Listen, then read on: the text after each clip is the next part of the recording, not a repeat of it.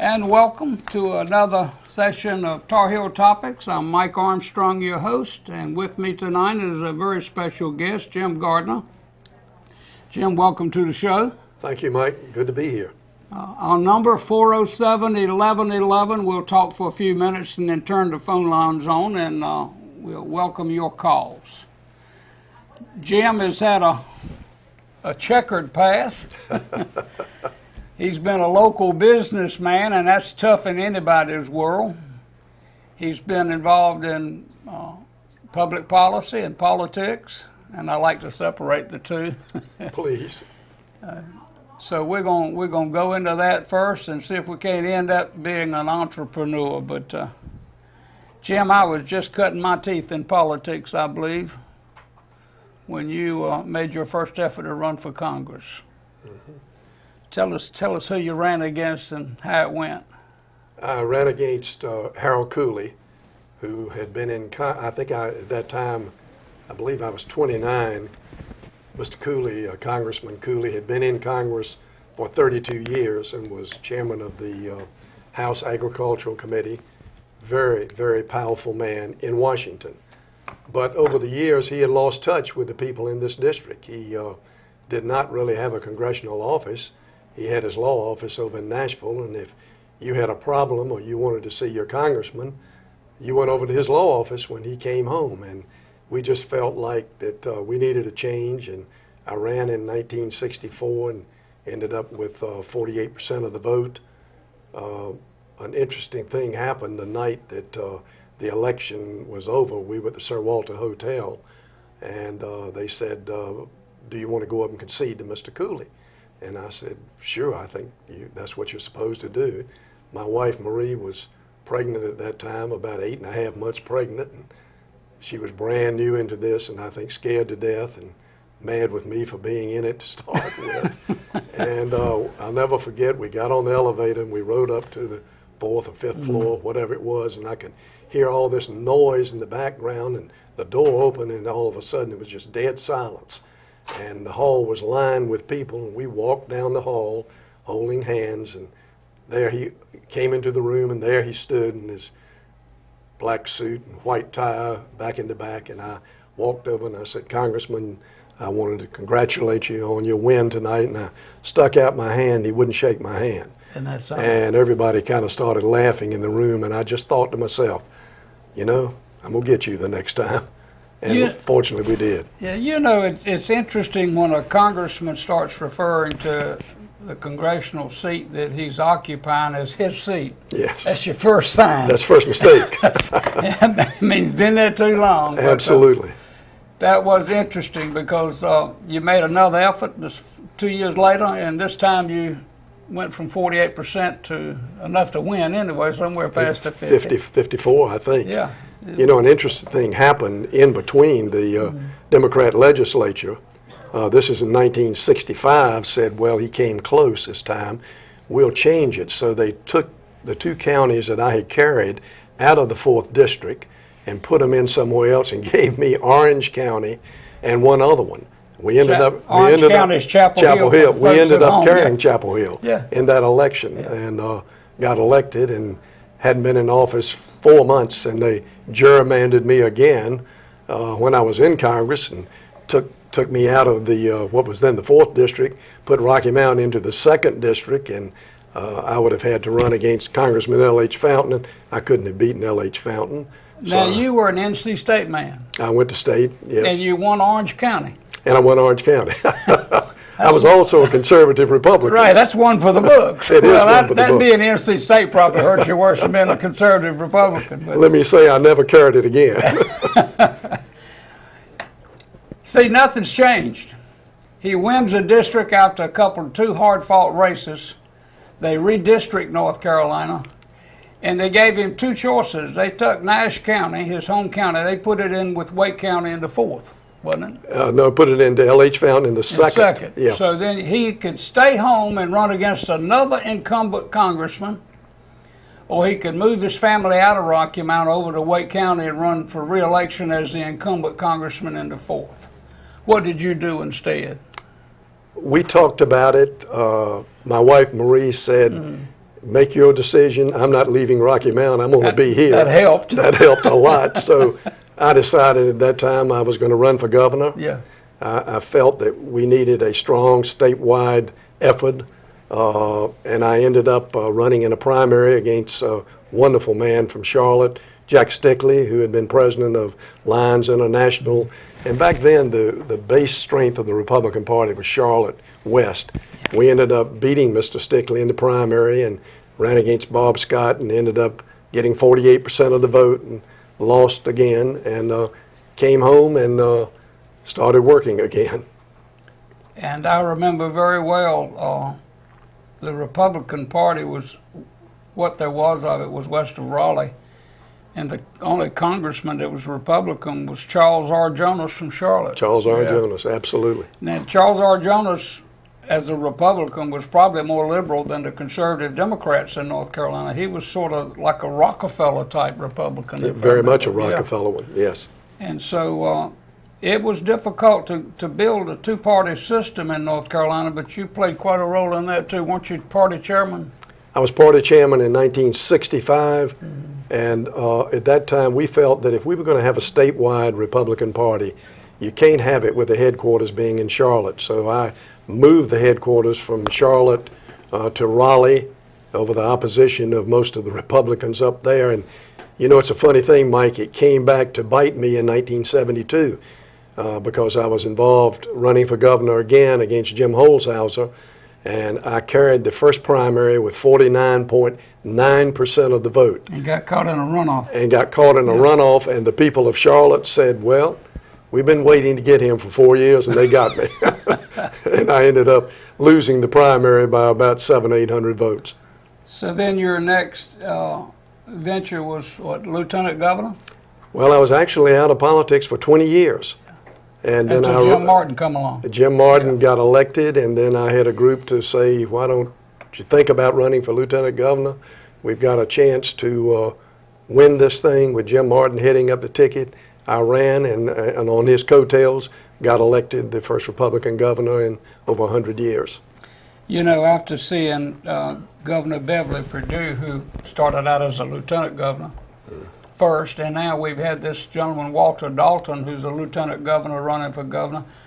I started to wonder, what is it a lieutenant governor does other than preside over the Senate in case of a tie? Isn't that? Well, it used to be that the lieutenant governor was one of the most powerful people in the state until I got elected. Okay, then they changed the rules. Then they changed the rules like they always did, and they stripped the lieutenant governor's position of most of the powers, certainly of running the legislature. Fortunately, Jim Martin said, you're the lieutenant governor. Yeah. What do you want to do? And I said, we've got a severe drug problem in this state.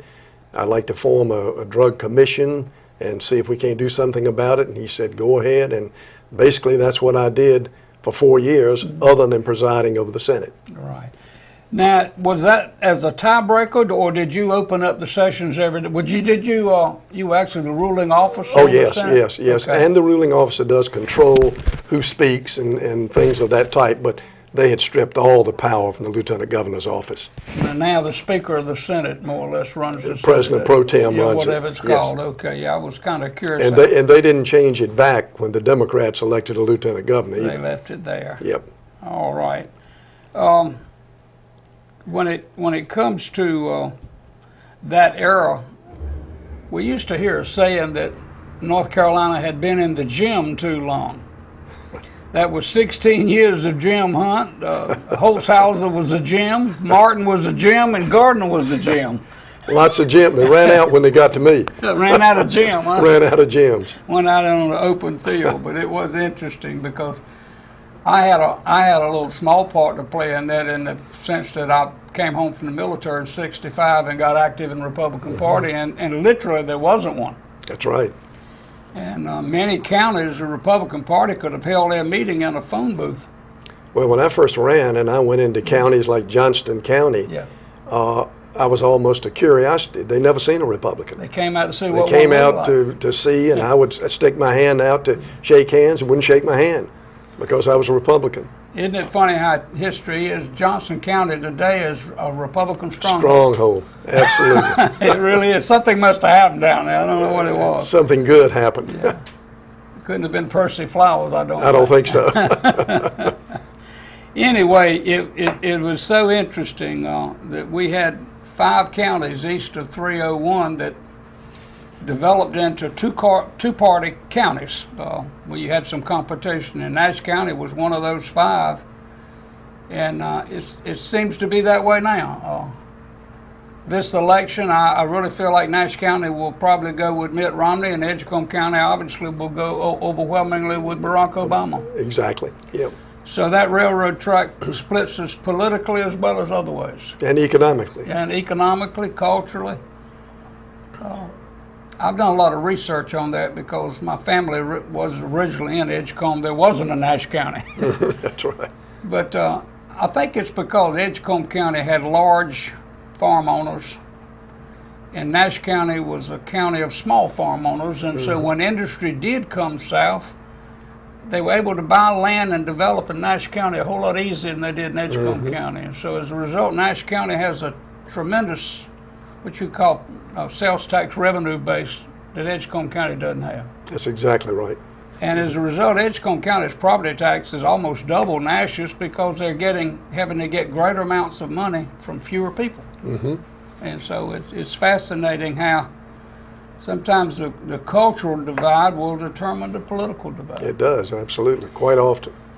Jim, you sit back, been watching all this, I'm sure. We have a Republican legislature.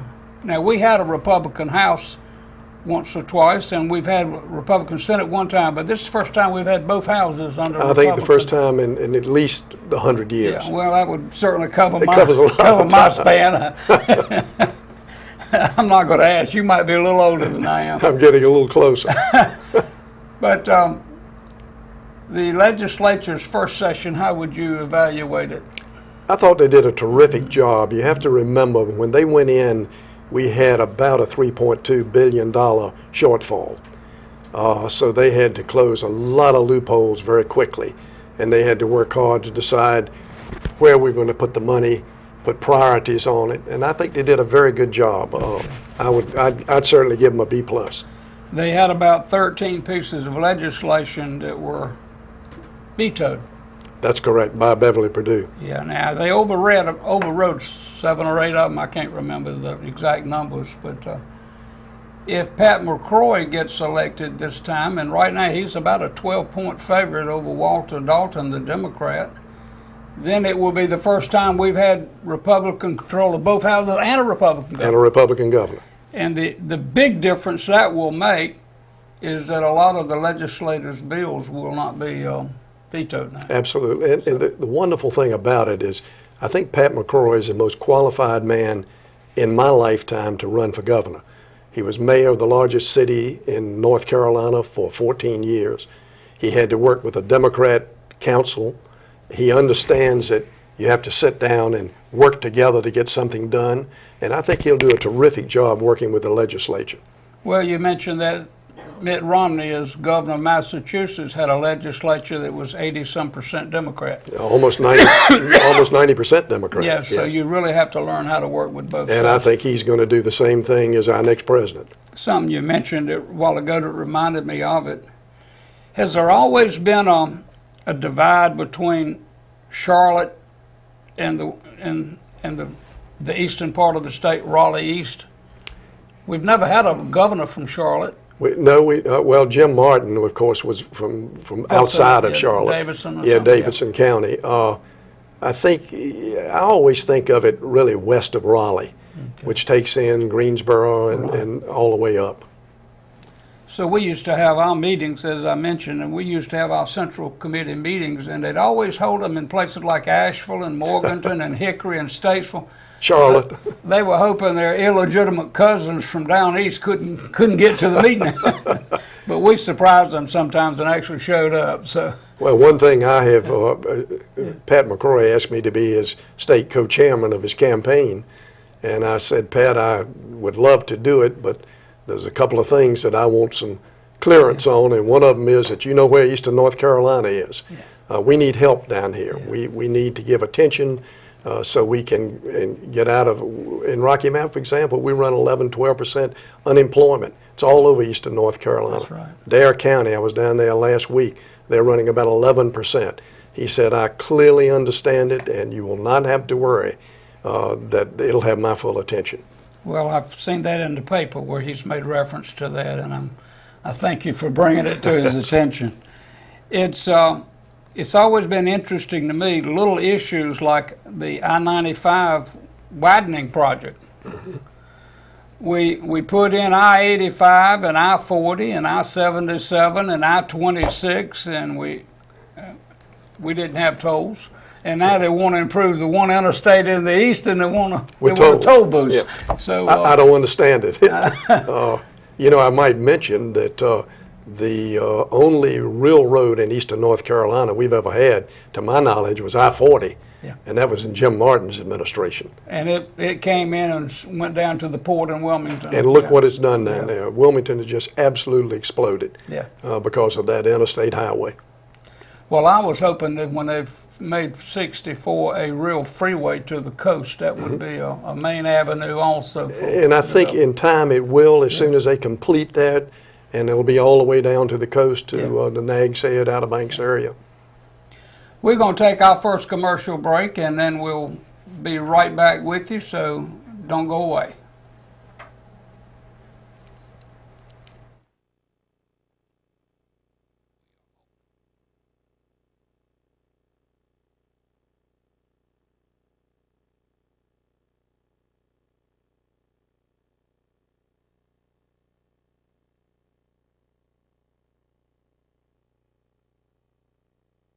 Every Saturday from 8 a.m. to 1 p.m. Come join us for locally grown fruits and vegetables, flowers, homemade breads, cakes, jams, jellies, and crafts. The Rocky Mount Farmers Market, 1006 Peachtree Street. Barrington's Auto Works and Collision Center is a full-service repair facility and collision center. Engine and transmission repair, replacement, tune-ups, brakes, and air conditioning. We have the latest computer diagnostic equipment, and we are an NC inspection station. We also accept extended warranties.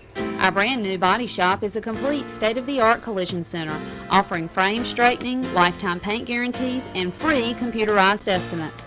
We use all BASF paint products that are original equipment on over 80% of today's car manufacturers, foreign and domestic. Visit the only independently owned one-stop shop for complete auto care at Barrington's Auto Works and Collision Center, 1212 Construction Drive in Rocky Mount, and let us take care of all of your car's needs.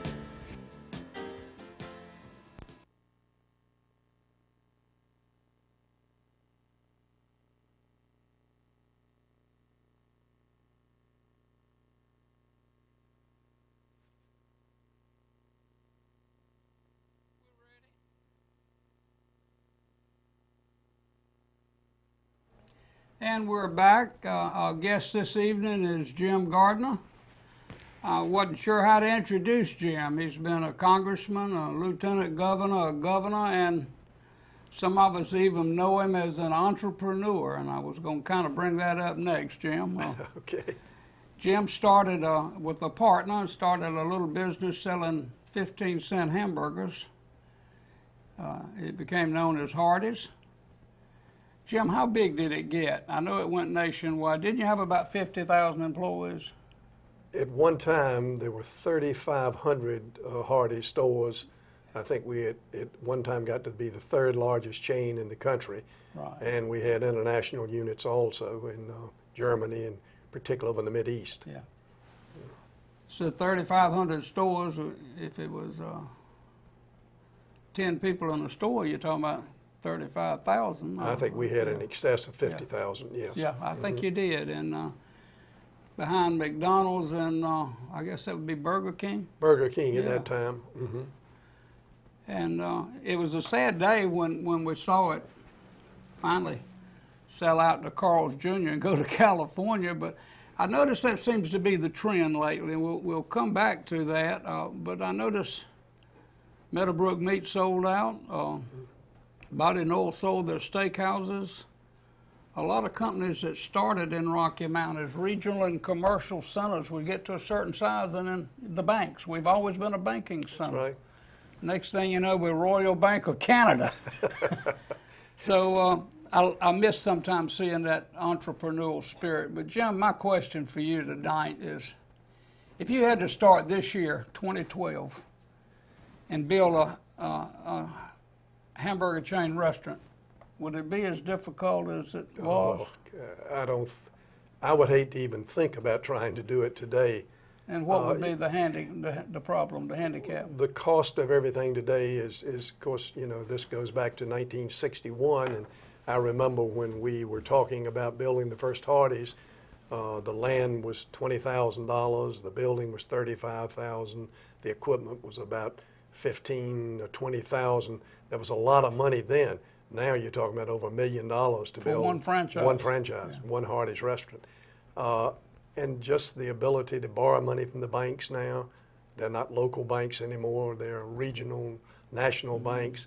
It would be awful hard to start it. And yet you have fantastic entrepreneurs like our friends out at Meadowbrook that you just mentioned, the Wordsworth. I mean, that's one of the great stories, not only in Rocky Mount, Nash County, but in this country.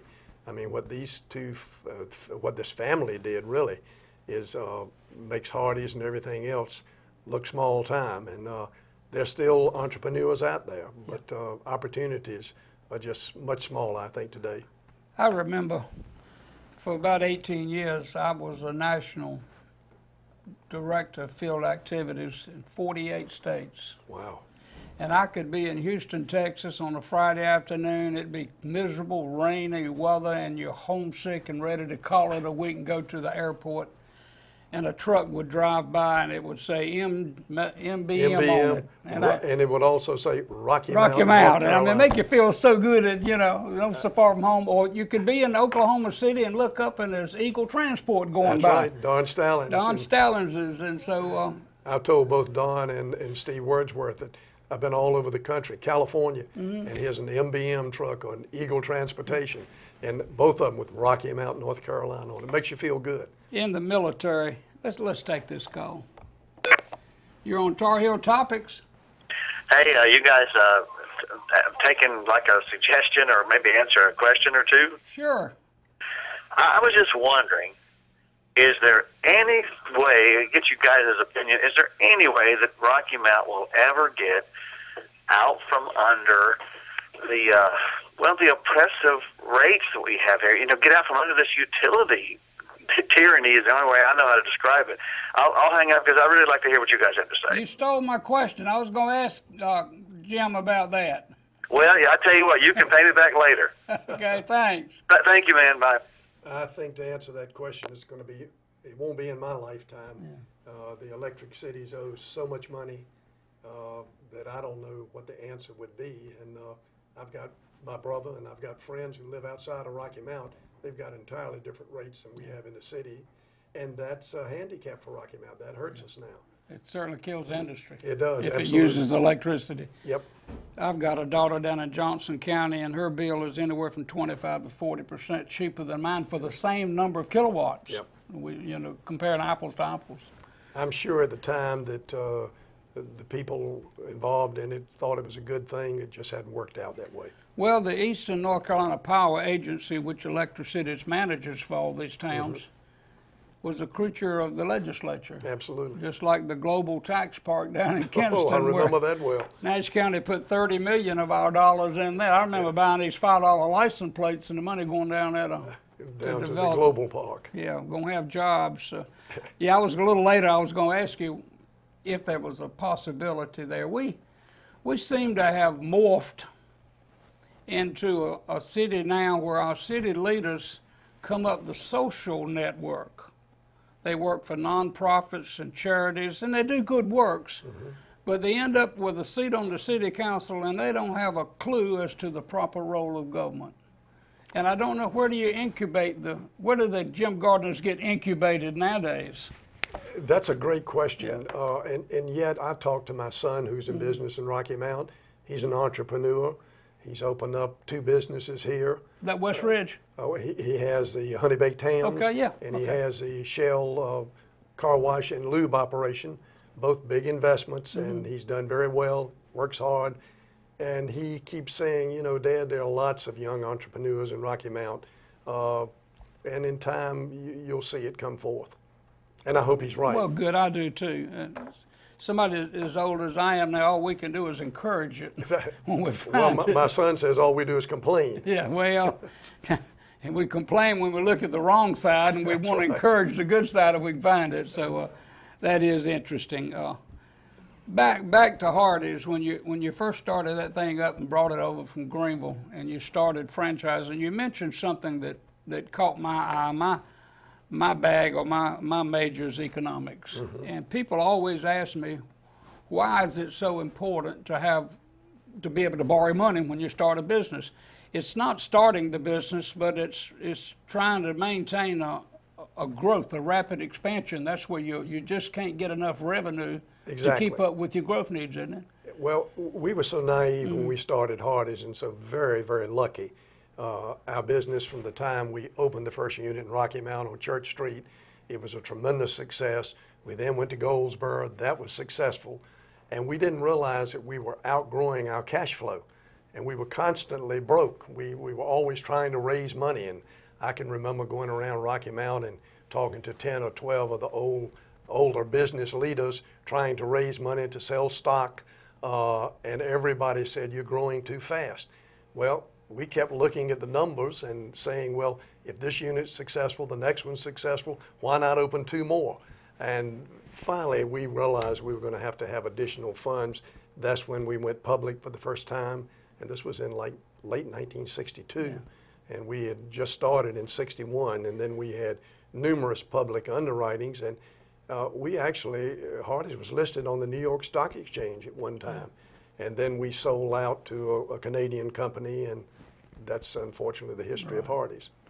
Well, I noticed the same thing. I was probably a Little League baseball player, but my father was just one of many men. He worked at Belt Tallers. They went door to door in Rocky Mount raising money for Rocky Mount to have a college. It was going to be Rocky Mount College, and I know that because I finished high school in 1960 and the college started in 1961. And while they were trying to raise the financing, which was difficult, but it was a community effort. Very much so. The Methodist Church stepped up and decided that they would be the initial sponsor of North Carolina Wesleyan colleges. I remember also he went door to door for the YMCA, and also they sold stock at $1 a share for something called Superior Cable. That's right. But when there was a chance to expand and build, the citizens seemed to be like ants in an anthill. They all worked for it. Well, Rocky Mount was a wonderful place to grow up in. It was a wonderful place to start a business in, raise a family. I tell my son and my daughters, who all live here in Rocky Mount, that we just grew up in the best of times in the best city in the United States. I still think Rocky Mount's a wonderful place to live. And as I look at them now, they're the age now that I was when we first got started. They're full of energy, and they think Rocky Mount is going to be a better place in the future. And they're willing to put their efforts into it. And we still have that going on right now. Every year there's a college drive for Wesleyan College. Yeah. When you mentioned that, I think of my father-in-law, Arthur Tyler, who was so involved in that and believed in that college so much. And because of people like him and the ones you described, that's why we've got that college out there today. I'm reminded of Uncle Doug. Yes. You know, Bell Tyler's always had a history with that, with Doug White also in Wesleyan College. You picked up probably some advantage from the fact that through your wife's side you were familiar with the Belk story, or the Belk Tyler story. Rocky Mount became the headquarters for 17 stores. That's right. And also through your family Gardner dairy business, which later became Mayola. That's right. So you were introduced to the entrepreneurial spirit when you were in knee pants, probably. Well, I had 2 wonderful people to be able to use as my guiding light. My father, who came through the Depression, started with absolutely nothing. I marveled at how in the world did he open up a business in the mid-1930s. Wow. With a wife and 3 children and no money. And he did it all by sweat and hard work. He was the best businessman that I ever knew. I wish I had listened to more of what he told me. And of course, my wife's father, Arthur Tyler, Bell Tyler's was like a family. Yeah. Everybody who worked there were just part of this family, and what a great success story both of those were. Oh, I would have got a whipping if they'd ever caught me in J.C. Penney's or Sears and Roebuck. So would my wife. Yeah, it was that close of a family. But you know, you mentioned Rocky Mount having a reputation. We had a luck of the draw. We were about a third textile, we were third tobacco, and we were third industrial commercial. So when one part of the economy sort of sagged, another part was up, and we never really had a boom, but we never had a bust. That's exact. And people say today, you know, what happened to Rocky Mount? Well, we started out a railroad town. Yeah. And of course, the railroad ended up moving. Then we were a tobacco town, and tobacco went out. Then we were a textile town. Right. Nobody's fault. These things This just happens. happen. But I think Rocky Mount will come back. I think we've got a core group of young people who are going to stick with this town. They're going to work hard. We've got great things in Rocky Mount. People come into Rocky Mount and they see the Civic Center downtown and the other things and say, you know, wow, we didn't know Rocky Mount had all this. So I think in the future, Rocky Mount's going to do very well. Well, you mentioned something else too. You said your father came through the Depression. Yes. My father helped dig City Lake right next door here with shovels. But maybe that was the incubator, the Depression. Well, they were the greatest generation, and that's Yeah. the truest statement's ever been made. Yeah. Not only did these people come through that, they built America, fought world wars, they did everything. And our generation now has a lot to look back on and a lot to live up to. Well, as far as looking forward, if a depression is an incubator of entrepreneurship and free enterprise capitalism, starting next year, if we go over that economic cliff, we might get another opportunity to do some incubating. Let's hope not. You're on Tarheel Topics. What time does bicycle take them on? 6:30. Thank you. Mm-hmm. Didn't have anything you wanted to sell this evening, did you? No, I don't think so. Got a couple calls a couple weeks ago, and I sold my car. Did you really? Okay, well, we had Gardner's Dairy. We had Arthur Tyler come in here and turn Belk Daughtridge into Belk Tyler, and it became the headquarters for 17 stores. I look at people like the Wadsworths and the Stallinses and your crowd and The Bodies. the Bodies, Nick and Mayo, and the Adams wholesale crowd, and we became a wholesale distributor hub of a wheel for quite a few things. My father being in retail, I'm always aware of all of the stores that were here that were sort of warehouses or distribution points for Eastern Carolina. Very true. When a person in Roanoke Rapids or Hosky, Scotland Neck, any of these towns got the egg money on Saturday, they came to Rocky Mount with it. You know, Mike, when I was growing up, Rocky Mount was a gateway to the east, much more so than Greenville was, or Fayetteville, or any of these other towns. Rocky Mount was a shining place that everybody said, wow, I'd love to be living in Rocky Mount. I'd love to be in business there. We lost a little of that, as we said, because of nobody's fault. But I think we've got that core group of young people here who are going to rebuild this town, and maybe not in my lifetime, but certainly I think it'll come back. Well, the state started looking elsewhere. This idea of picking winners and losers with government assistance is not a new concept. No, it's been around a long time. We have ports in Moorhead and Wilmington. We have a university in Wilmington and Greenville. We have military bases in Jacksonville and Fayetteville. An Air Force Base in Cherry Point and Goldsboro. Rocky Mount got overlooked from that except for the little Richard Fountain School. That's right. Little training school out here. So we didn't get our share technically of that government largesse. And by our share, I mean we send more money to Raleigh than comes back. Absolutely. And I think part of the reasons why were we were too busy building things. Yeah, and too close to Raleigh, probably. And too close to Raleigh, exactly. You're on Tarheel Topics. Hey, how y'all doing tonight? Doing fine. You know, you're talking about, you know, if Rocky Mountain ever coming back for business and all. Look at the trouble they're having with the chicken plant. You know, they can't even get a chicken plant hardly started here without all this controversy. You know what I'm saying? Mm-hmm. And they got high energy here. You know, it's really outrageous. There's a lot of things they're going to have to prove this, you know, to get businesses to come here. You know what I'm saying? What should we do about the high utility rates? I don't know that. I mean, they need to do something about it, you know, to get the utility rates down, and that's not too attractive to somebody who wants to start a business here in Rocky Mount. Did you know that Rocky Mount used to generate electricity and then sell it? No, I didn't. I mean, I didn't know that. Yeah, we're sitting in a building called the power plant. It used to make power, and we also made it down at Rocky Mount Mills in the dam. Yeah, see, that gone now, right? Yeah, so the best way to bring down the price of electricity is for the city of Rocky Mount to either produce electricity or quit selling it. Yeah. If they quit selling it, then they can let us buy it direct from the power company. Well, you know, they used to say years ago that there was only a few people control everything in Rocky Mountain. They had said who could do this and do that, but now it's, you know, we would like to track any business that would come. They would welcome it right now, but they can't get it here because of, look at the problem they're having with the chicken plant. Well, now, are you in favor or opposed to the location of the chicken plant? Well, it's out there at the edge of the county. I don't see why it would affect anything in Rocky Mount. Okay. Add jobs, I guess. Right now, you know, the number one thing is jobs. You heard the debate, the presidential debate last night, and the number one thing was jobs. But how do you fare on that last night debate? Who do you think came out the best?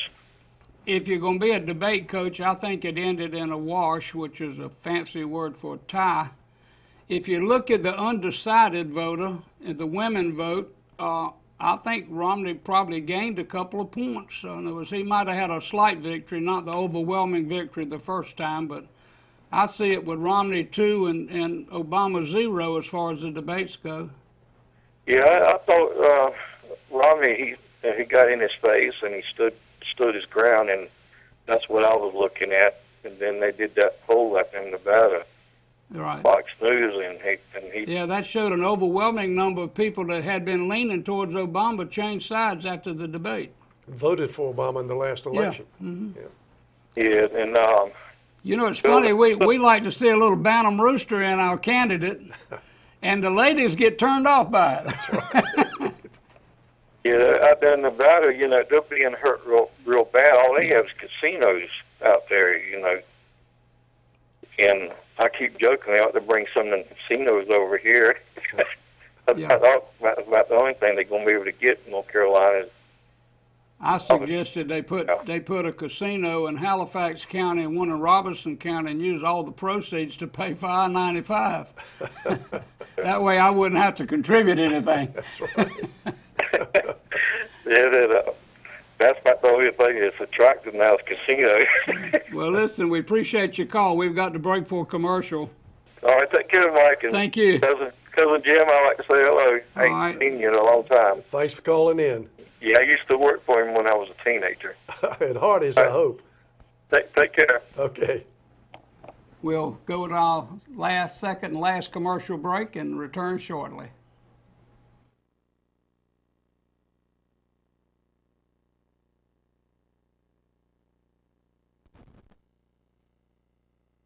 The Rocky Mount Farmers Market is now open every Saturday from 8 a.m. to 1 p.m. Come join us for locally grown fruits and vegetables, flowers, homemade breads, cakes, jams, jellies, and crafts. The Rocky Mount Farmers Market, 1006 Peachtree Street. Barrington's Auto Works and Collision Center is a full-service repair facility and collision center. Engine and transmission repair, replacement, tune-ups, brakes, and air conditioning. We have the latest computer diagnostic equipment, and we are an NC inspection station. We also accept extended warranties.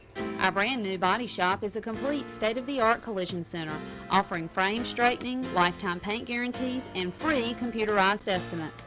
We use all BASF paint products that are original equipment on over 80% of today's car manufacturers, foreign and domestic. Visit the only independently owned one-stop shop for complete auto care at Tharrington's Auto Works and Collision Center, 1212 Construction Drive in Rocky Mount, and let us take care of all of your car's needs.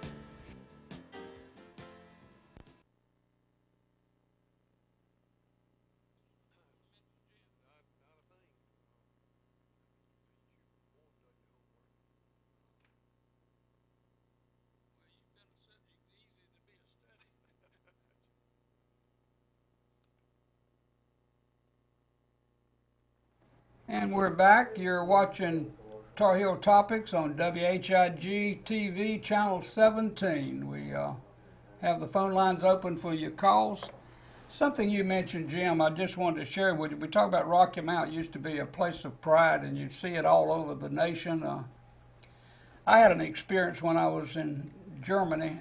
I played competitive bridge in the Air Force, if you can believe that. And we're down in Rome, Italy, myself and a partner from, of all places, Uniontown, Pennsylvania. Here I am, a Southerner.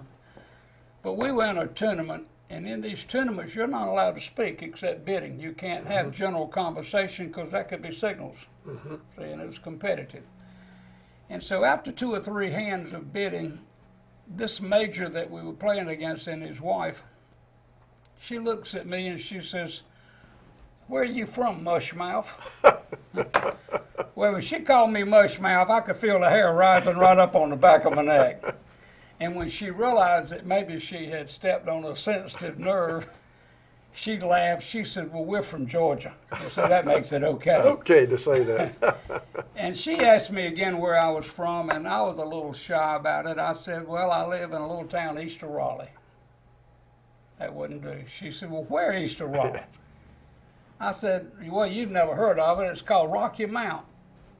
The major, who's not spoken a word up to now, raises up, looks at me, and says, "Bob Milton's Barbecue." Isn't that something? And he liked it so well, I don't know how, maybe it's at Fort Bragg, but he liked it so well that he and his wife had that stuff shipped to them on dry ice every month, wherever they were stationed in the world. Amazing. Bob Melton's, you know, used to be right off of 301. Yeah. And that was a major route north and south, and people, I guess, from all over the country would stop in there, and they used to do it at Gardner's Barbecue also. Yeah, well, that come along later. Came along a little later, absolutely. But yeah, that was Melton's and Buck Overton's. Buck Overton's and the one Josh Bullock's across Josh town. Bullock, right? That was your 3 at first at one time before you guys came along. But it's fascinating that you can be at the other end of the world and mention Rocky Mountain, and somebody will pop right up and say, "Yeah, I know that." And you know, and it was a small town. Yeah, when we were growing up, I remember, of course, you said Rocky Mount, you said Kay Kaiser. And Kay Kaiser was world known.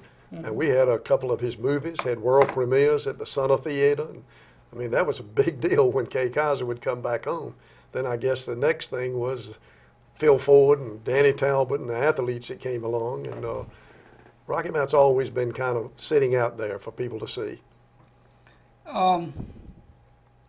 We mentioned the power agency. We're told that we can't get out of that entanglement we're in because of debt. Yes. They say we own a portion of 5 power plants, but if we sold it, we owe more. We're underwater. We owe more than the power plants are worth. But I believe if we divest ourselves of our grid, our transmission lines, our equipment, and transferred our employees over to the private power company, you save in medical insurance, you save in pensions and salaries. I think NAP might not be underwater. But the city can't make a decision to get out of the power business because they love those revenues for everything else they use it for. And they're using it for a lot of other things. They sure do. Absolutely, Mike. And so I think the solution is simple, but it would take some real courage to implement it, and we're not hurting evidently bad enough to do that. Well, I think individually we are, because you're right. These rates that everybody's not only having to do individually in families, but also in businesses. I think this morning's paper said it's going to go up another like 15% or something. It's $11 per hundred. If you owe $300 a month utility bill, you can look for it to go up $33 more. So Wow. that is really putting a crimp That's on going us. to put a hurting on a lot of people. Yeah. Jim, what do you think of the idea of using what the government calls incentives to attract industry versus lowering the corporate tax rate for everybody and letting that be the incentive? I would prefer that. Yeah. I think you have heard, and certainly I have, Pat McCrory talks about this a lot. We're right now not competitive with Virginia or with South Carolina or Georgia. Yeah. And these states are getting the bulk of what's happening, and we've got to first of all get our tax situation under control first so that we are competitive with these other states. Then I think there are a lot of other things that we can do. I think we need to give thought to the people who are already here. Expanding. The small businesses expanding. Who's helping them? And the answer is nobody. To take a business who's coming in, and we've had some bad situations develop, giving them a lot of front-end money, Dell Computer. You got it right on the head. And Nabisco did the same thing. So I'd like to see us lower our tax rates, become competitive with other states. And I think when you see Pat McCrory get in there with the Republican legislature, some exciting things are going to happen.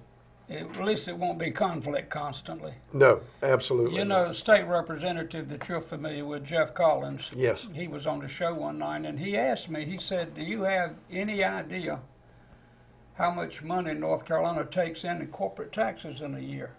And I said, no. He said, about $1 billion. That's right.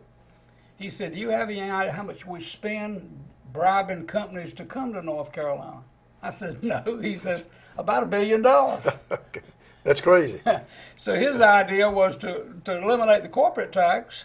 That way you're telling the companies already here, as you mentioned, as well as the ones out there, that it's a fair play. It's an incentive for the new ones to come in. Yeah. It's a great incentive for the ones who are already here to expand. Right. Exactly. Jeff has done an outstanding job in the legislature. Well, I'm upset with them a little bit. They gerrymandered me out of his district. It hadn't quit. I've had so many different congressmen, I don't even know who my congressman is. That's right. My neighbor still thought Renee Elmas was their congressman. I said, no, it's either the vacant 13th or Butterfield. We've lost Walter Jones. We lost Renee Elmas. I think I had Walter Jones. I had Bob Etheridge. I never had Renee, I don't think. Yeah. And I've got Butterfield now. Yeah. So anyway, the only excuse I've ever heard for any state official about incentive program is that we've got to do it because everybody else is doing it, and that just drives me nuts. It drives me crazy too. Absolutely. I wanted to get your opinion on that. We mentioned a little earlier in the show the difference between Nash and Edgecombe County. Mm-hmm. There's a racial difference. There's a cultural difference. There's a philosophical difference. My question, as a lifetime native like you, can we erase some of these differences and have more commonality? And if so, how do we get it? That's a great question, Mike, and it's one I'm sure people have thought about over the years. You said a very interesting thing when we started out, and I don't think most people realize that. Edgecombe County was primarily comprised of large farms. Nash County were small farmers. Right. And consequently, when businesses started coming in, they started developing over in Nash County first. The one thing that has always hurt the city of Rocky Mount is that we sit in between Nash and Edgecombe County. We're not the county seat of either one. That's right. And consequently, when you go to downtown Nashville, it seems to be booming over there. Mm-hmm. Downtown Tarboro, I was over there not long ago. They are booming. Downtown Rocky Mount, we're working on it. We just haven't gotten there yet. But I don't know the answer to that question. We're going to have to take the leadership in Nash and Edgecombe counties, in Nashville, Rocky Mount, and Tarboro, and they're going to have to work together to see if we can't take this entire region and move it ahead. One thing that I've always been interested in because of my background in economics is this idea. I'm an advocate, Jim, of a free market economics. And I'll say right up front, most even businessmen are capitalists, but they don't understand that unseen hand workability of a free market. Mm-hmm. You know, you can be the Russians are capitalists. Capitalist just means you use capital. That's right. And we have corporate capitalism today. We put, I think Mitt Romney pointed out, we put $90 billion into a solar industry that's not feasible or economical yet, and most of it's gone belly up already. Far more than 90, you Yeah. said 90 billion. Billion. Okay, Yeah. yes, because we just had one I mean, yesterday like that went Solon- up yeah. 200 and some million, a new one. Yeah, and well, a battery company nobody knows about yet in Holland, Michigan is on furlough now. They're working just Right. 3 days a week and telling their employees they can draw unemployment the other 2 days. Unbelievable. Well, you know, if you go back and you take what has the government ever run successfully? Didn't do a very good job with the railroad. Well, they run a military because there's no democracy in the military. Exactly, that's the only thing. But the idea of the federal government Yeah. or the state government running anything is a farce. Well, as far as merging the two counties in thought and commonality, I've always thought if we could ever get people to understand free enterprise capitalism and how it blesses everyone, sins like greed are harnessed by free enterprise capitalism. For example, if you've got $3 million and you desire to have 3 more million, now a lot of people say, well, you're being greedy. But to get 3 more million, you're going to build a plant and hire people and provide jobs. Right. Nobody's going to give it to The you. greed is being harnessed. Exactly. I've never had a poor person offer me a job. Well, you know, one thing that I've been a little bit disturbed about watching Governor Romney. The way they vilify him? Yeah, Governor Romney, everything he got on his own, Yeah. through hard work, through his own mind, his own abilities. And why should he be apologizing for this? We ought to all want to strive to be like him. He's everything that I would want to have in a president. He's successful. You and I talked a little bit earlier. He's a good person, but mainly he's done it, and he's done it successfully. That's what we need, particularly up in Washington right now. Well, I'm hoping that we can sell this concept after we've suffered the slings and arrows of all the failures. We can sell this concept to the people in both counties. You know, President Obama takes credit for saving the automobile industry. Oh, yeah. Well, the automobile industry, to me, is 3 parts, Ford, Chrysler, and General Motors. Well, they saved Chrysler by selling it to the Italian company Fiat. That's right. So it's gone. Ford didn't need a bailout and didn't take one. And he's done very well without it. Right. Now, they didn't want to go bankrupt with General Motors, so they put $81 billion in General Motors, still couldn't make it work. Then they used bankruptcy, and they used a protected bankruptcy. That's right. Where the stockholders that owned stock in General Motors lost everything they had. Washed out. And the General Motors now is owned by the federal government and the labor unions. Labor unions. Now, if that's saving an industry, I'm just grateful that we don't have a lot of industries that need saving.